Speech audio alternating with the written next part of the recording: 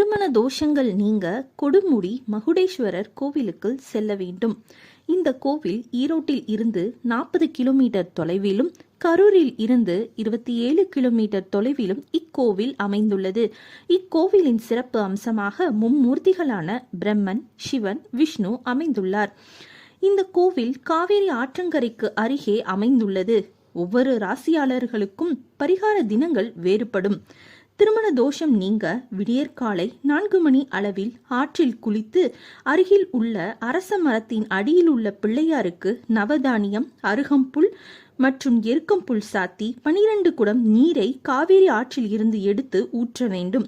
பின்பு ஆற்றில் இருந்து கோவிலுக்கு செல்லும் வழியில் பரிகாரம் செய்பவர்கள் தங்களை கோவிலுக்குள் அழைத்து சென்று பரிகாரம் செய்வர். பின்பு பரிகாரம் செய்து முடித்த அந்த பொருட்களை காவிரி ஆற்றில் விட்டுவிட்டு கிழக்கை நோக்கி 3 முறை தலை மூங்க வேண்டும்.